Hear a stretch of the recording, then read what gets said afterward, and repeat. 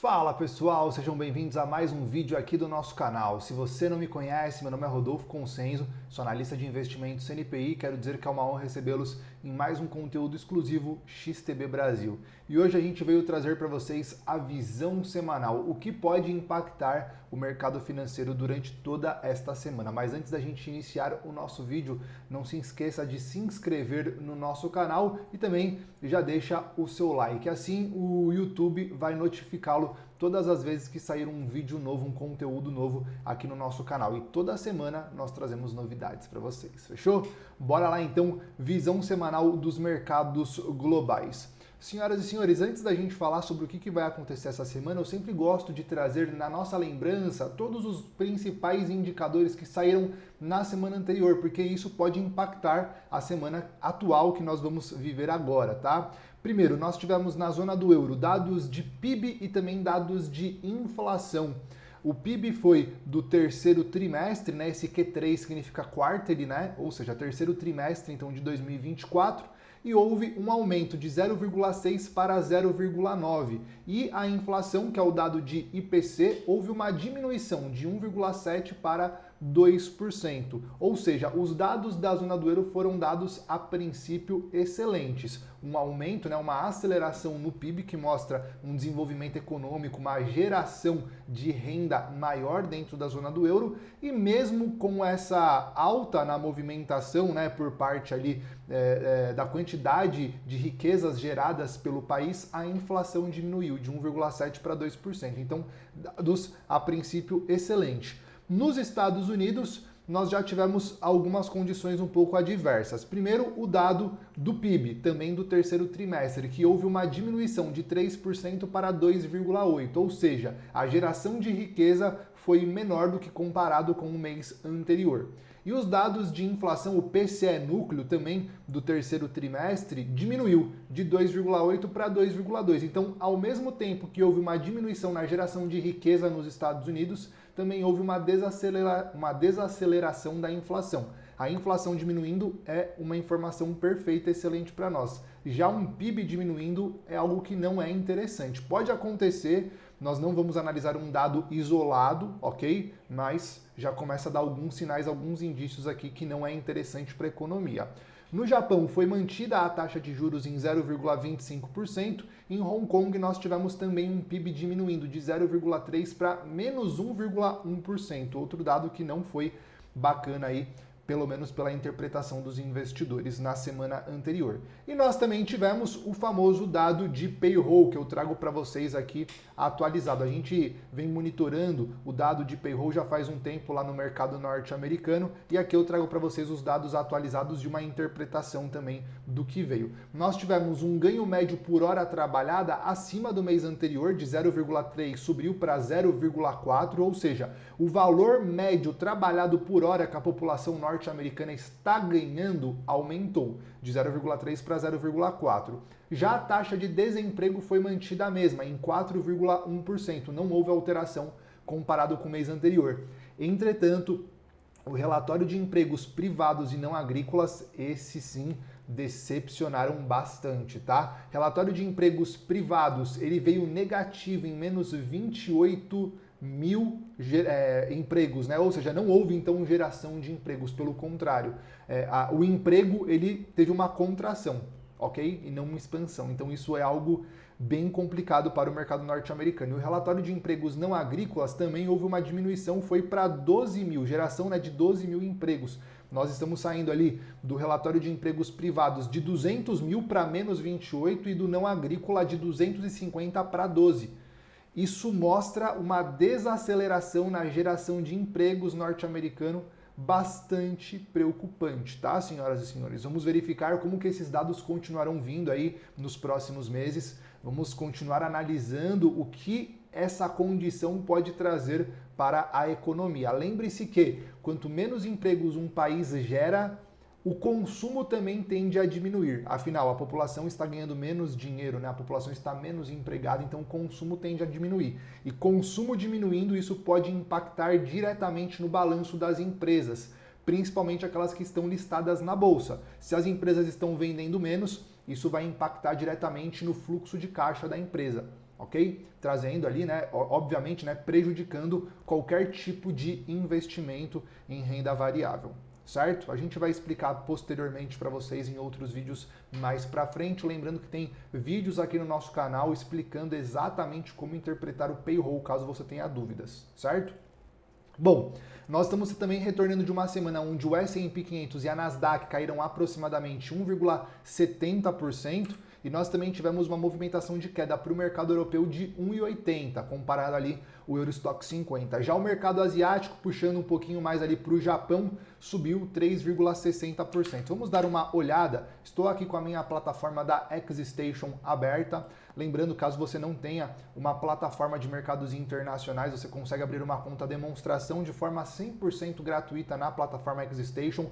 Todos os links estão na descrição do vídeo. Começando então pelo S&P 500, nós temos o gráfico diário para o S&P 500, vemos que ele ainda trabalha em uma forte movimentação de alta. O fundo mais importante e mais próximo do preço dessa movimentação de alta está aqui embaixo, próximo aos 5.200 pontos. E o mercado agora está nos 5.758 pontos, ou seja, está longe, né, de romper a última mínima, está longe dessa movimentação de alta virar uma movimentação de baixa. Mas mesmo assim, nós temos uma queda por enquanto para o mercado. Vamos ficar atentos nessa semana, nesta região de preço dos 5.734, é uma região de fundo bastante importante que o mercado vem se situando, certo? A partir do momento que ele perder essa região de fundo, a movimentação natural do mercado é buscar aqui, primeiro, a bipolaridade dessa resistência dos topos anteriores dos 5.660 e depois 5.414. São os pontos que a gente precisa ficar atentos. Na Nasdaq também, no gráfico diário, percebemos uma movimentação forte de alta e o fundo mais importante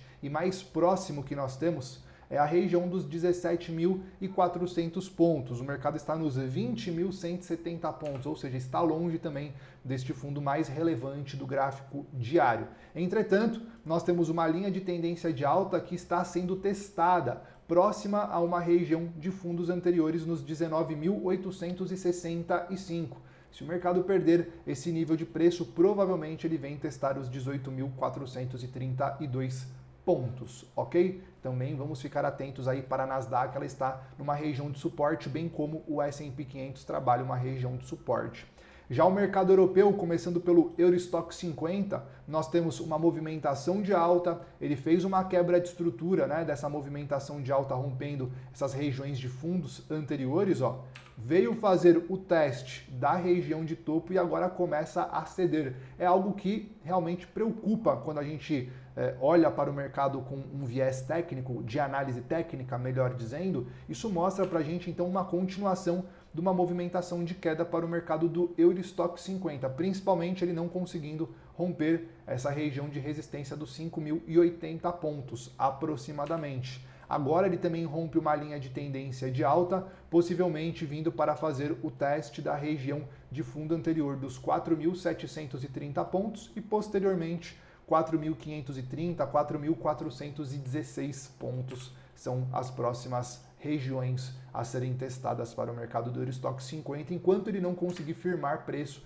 acima dos 5.080 pontos. E no mercado do Japão, como eu comentei com vocês, houve uma movimentação de alta, acredito sim em continuação da movimentação de alta para o mercado do Japão, mas nós temos um ponto de atenção nesse último fundo, na bipolaridade, no reteste, né, da região de suporte aqui, próximo aos 37.488 pontos, ok? Para a continuação de alta. Então ele não poderia perder essa região de preço, senão, novamente, ele vem testar as regiões de fundos mais próximas, 35.260, 33.160 até os 30.750. É claro que nós estamos falando de projeções maiores que não irão acontecer em uma única semana, a não ser que algum evento histórico aconteça, ok? Dificilmente o Japão vai sair dos 38.000 pontos, 38.570 pontos e cair para os 30.700 pontos. É muita coisa para ele cair em uma única semana. Mas nós temos essas referências. A mesma coisa, né, para o S&P 500. Dificilmente ele vai sair dos 5.758 pontos em uma única semana e despencar aqui para os 5.200 pontos. Dificilmente isso vai acontecer, mas é importante só comentando aqui os pontos com vocês, certo? Bom, acerca do dólar, ele praticamente ficou próximo à região do 0 a 0 da semana e o ouro caiu levemente 0,25%. O ouro continua nas suas máximas históricas, o dólar continua trabalhando lateralizado na máxima da movimentação que o mercado vem precificando, muito provavelmente por conta das eleições que vão acontecer essa semana nos Estados Unidos, no dia 6, né? E já vem precificando a vitória de Donald Trump. Como ele está planejando utilizar uma política onde um pouco mais restritiva, isso pode fazer com que as taxas de juros acabem subindo nos Estados Unidos, isso tende a fortalecer o dólar. E essa movimentação de alta que eu vou mostrar para vocês, muito provavelmente são os investidores já precificando a vitória de Donald Trump nessa movimentação de alta, ok? Vamos lá, vamos olhar aqui o dólar, né? Dólar frente à cesta de moedas, então, como vocês podem observar, ele saiu das regiões aqui de fundo dos 99.900, apresentou uma forte movimentação de alta de aproximadamente 4,5%. Então o dólar ele vem ganhando força não somente ao real brasileiro, como a gente está vendo o dólar trabalhando a 4,80 já praticamente, né? Ele vem ganhando força frente a diversas outras moedas, as moedas mais fortes do mundo, certo? E ele trabalha lateralizado nessa região de topo dos 104.326, que também é a região de topos anteriores. Então entra a defesa nessa região de preço, está entrando uma defesa nessa região de preço, entretanto, a defesa não está sendo suficiente para fazer uma correção mais profunda do dólar. Quando a gente olha aí para o gráfico do estocástico, né, a gente também vê uma movimentação de queda para o gráfico do estocástico, entretanto, essa movimentação de queda que a gente vê no estocástico, a gente não vê no preço. E é como eu sempre digo para vocês, quando o gráfico do estocástico começa a apresentar uma movimentação de queda, isso não significa que o gráfico de preço irá acompanhar. Isso pode trazer uma movimentação ou de correção para o gráfico de preços ou lateralizada, que é o que nós estamos vendo neste momento. E, obviamente, essa movimentação que está acontecendo no dólar vai acabar impactando os outros pares de moedas que estão diretamente atrelados ao dólar, como o euro-dólar, a libra-dólar, o dólar americano versus o dólar canadense, enfim, todos os pares que tiver USD vão acabar sendo afetados. Depois a gente vai fazer um vídeo aqui para vocês específico sobre os pares de moedas, mostrando, né, as possíveis oportunidades aí dentro dos ativos que nós estamos observando. Mas os ativos atrelados ao dólar eles seguem uma característica muito parecida com o dólar frente à cesta de moedas. Quando o dólar é moeda base, como por exemplo, né, o USD-CAD, nós vemos o dólar muito próximo às máximas de movimento. Quando o dólar é moeda cotação, como por exemplo o euro, como por exemplo a libra, a gente vê o dólar muito próximo às regiões o gráfico, né, melhor dizendo, muito próximo às regiões de fundo de movimento, ok? E por enquanto, esses ativos não mostram para nós nenhum sinal de inversão de tendência, ok? De dólar em alta por um dólar em queda. Então, por enquanto, nós não temos nenhum sinal. E nós ainda temos os alvos para serem cumpridos aí para a projeção do índice dólar, né? Aqui na plataforma da XStation vocês vão encontrar com o código USDIDX ainda nesta movimentação de alta. E o ouro, conforme nós estávamos comentando com vocês, que também trabalha próximo à região de máxima histórica, o ouro nós já vemos uma condição um pouco diferente. Também vai ter um vídeo específico para comentar sobre essa situação do ouro, que nós estamos observando aí uma divergência no gráfico diário, entretanto, é uma região de máximas históricas, nós não temos referências. Então, como vocês podem observar, o ouro continua sendo fortemente tomado, a região de fundo mais importante para essa movimentação de alta e mais próxima do preço é aqui a região dos 2.600 pontos. Enquanto o ouro não perder essa região de preço, a movimentação de alta ainda continua forte, ainda continua mais consistente, certo? Aproveitando que nós estamos nas commodities, comentando aqui também sobre o petróleo com vocês, nós temos uma linha de tendência de baixa aqui para essa região de preço do petróleo, e o petróleo trabalha próximo às regiões de fundo, aqui próximo às mínimas, dos 65 dólares aos 71 dólares e 85 centavos é a região de fundo que o petróleo tem dificuldade de perder. Então a gente vê que neste momento ele está lateralizando próximo a essa região de fundo. Nós temos algumas condições que estão impactando diretamente, né, no preço do petróleo, principalmente com os conflitos que estão acontecendo ali entre Israel e Irã. Isso está fazendo bastante preço aqui no petróleo.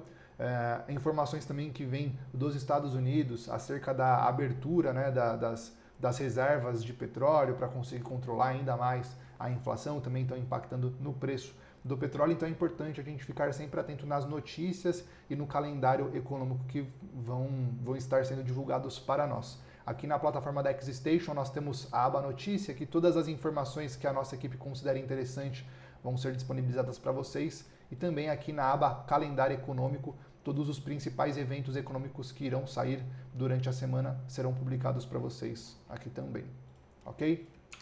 Voltando aqui para a nossa apresentação, a dinâmica econômica ela continua a mesma, né? A relevância aí acerca da divulgação das taxas de juros, da inflação e também de falas de membros importantes dos principais bancos centrais, agora mais do que nunca numa situação bastante decisiva que está acontecendo principalmente nos Estados Unidos devido às eleições presidenciais. E essa semana também iniciamos o horário de verão nos Estados Unidos, isso vai acabar modificando o horário de operação das bolsas americanas. E outras bolsas mundo afora, inclusive a nossa bolsa brasileira, acaba se adequando com esse novo horário de verão, ok? Então agora os ativos que são do mercado à vista nos Estados Unidos, eles vão estar abrindo não mais às 10h30 da manhã, horário de Brasília, e sim às 11h30 da manhã, horário de Brasília. Isso acaba impactando também diretamente na movimentação de preço dos futuros, ok? Que em vez de ser encerrado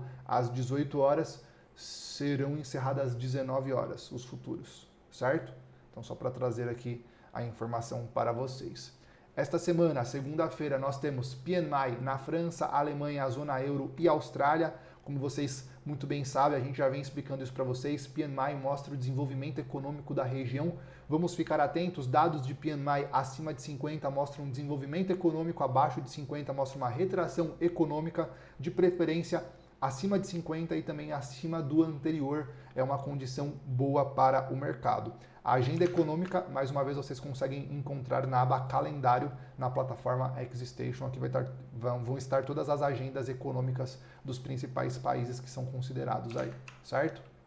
Continuando, na terça-feira, taxa de juros na Austrália, PMI no Reino Unido, nos Estados Unidos e também no Japão. Principalmente taxa de juros na Austrália, aí para quem abre posições nos ativos atrelados o principal índice da Austrália, né, o AU200, e nós também temos o dólar americano versus o dólar o dólar australiano, mais conhecido como AUD-USD, né, AUD-USD. Então também é um ativo aí que para a gente ficar de olho. Na quarta-feira, PMI de novo na França, na Alemanha, na zona euro e no Reino Unido. Dados de inflação IPP na zona do euro. Depois, discurso de Christine Lagarde também ali do Banco Central Europeu e estoques de petróleo nos Estados Unidos. Na quinta-feira, eu diria que é o principal dia desta semana devido à decisão de taxa de juros dos Estados Unidos, e depois da decisão de taxa de juros dos Estados Unidos nós vamos ter o pronunciamento, né, do Jerome Powell, presidente do Federal Reserve, do Banco Central lá dos Estados Unidos, para falar um pouquinho de política monetária. Eu vou estar junto com vocês ao vivo fazendo a cobertura do dado e como que as falas do Jerome Powell podem impactar o mercado. Então nesta quinta-feira nós vamos unificar. Geralmente na quinta-feira nós fazemos aqui um ao vivo com vocês para comentar sobre o mercado de Forex, o mercado de pares de moedas. Nesta quinta-feira, devido à divulgação da taxa de juros, nós vamos estar então às 3 horas da tarde junto com vocês para falar e interpretar este dado. Nós ainda vamos ter taxa de juros também no Reino Unido e pedidos iniciais por seguro-desemprego nos Estados Unidos. Na sexta-feira, confiança do consumidor e expectativa de inflação nos Estados Unidos, e na China, dados de inflação IPC e o IPP também. Ainda esta semana, na quarta-feira, serão divulgados dados da empresa Qualcomm, uma empresa aí atrelada à parte de tecnologia nos Estados Unidos, uma empresa bastante interessante. Trazendo aqui para vocês o gráfico da Qualcomm, nós vamos ter um vídeo específico, tá, falando sobre a empresa, vai sair essa semana, mas nós temos uma característica bastante interessante para uma possível continuação dessa tendência de alta que nós estamos vendo no gráfico da Qualcomm, ou então para uma correção ainda mais profunda desde a sua máxima histórica, que já foi uma correção até o presente momento de 28,5% aproximadamente. Ela ainda pode corrigir ainda mais, e eu vou explicar para vocês posteriormente por que ela pode corrigir ainda mais. Combinado? Senhoras e senhores, esses são os principais dados que podem afetar o mercado durante toda esta semana. Qualquer dúvida que vocês tiverem, os nossos profissionais estão aqui para atender vocês. Combinado? Um forte abraço, nos vemos no próximo vídeo. Valeu, obrigado!